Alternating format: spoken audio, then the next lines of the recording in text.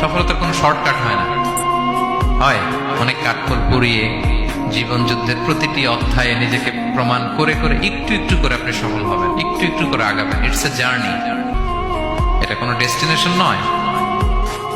এবং সফল হওয়ার পথ পরিক্রমায় কোনো লিফট নেই, সিঁড়ি বেয়ে উপরে উঠতে হয়। কি বেয়ে? কিন্তু আমরা সফল হতে চাই কিভাবে? ডাইরেক্ট 100 তলায় আমি সফল, উপরে সবার উপরে আমি, এইভাবে চাই সফলতাটা। সবার উপরে উঠে যাব, গোল্ড মেডেল গলায় পরাই দিবে, আমরা সাকসেসফুল না। সফলতার রাস্তায় কোনো লিফট থাকে না। কি দিয়ে উঠতে হয়?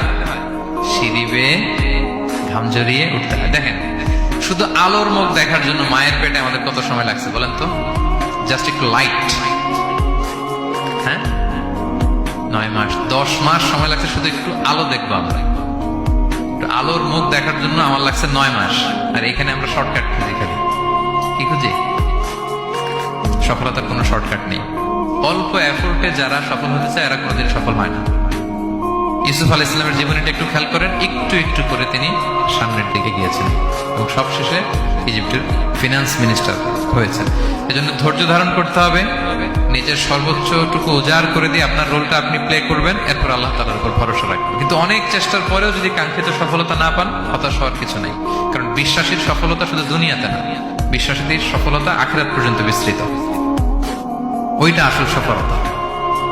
ফামান যুহজিহা আনিন নারি ওয়া উদখিলাল জান্নাতা ফাকাদ ফাজ। যে জাহান্নাম থেকে মুক্তি পেল, জান্নাতের নিশ্চয়তা পেল, সেই সফল। আমরা যেন সেই সফলতার জন্য অপেক্ষা করি, আমরা যেন দুনিয়া আখিরাত উভয় জাহানে সফল হতে পারি। আল্লাহ তাআলা আমাদের সবাইকে কথাগুলো বোঝার ও আমল করার তৌফিক দান করুন। হাযা মা ইনদি ওয়াল ইলমু ইনদাল্লাহ আলাইহি তাওয়াক্কালতু ওয়া ইলাইহি উনীব। ওয়াসসালামু আলাইকুম ওয়া রাহমাতুল্লাহি তাআলা।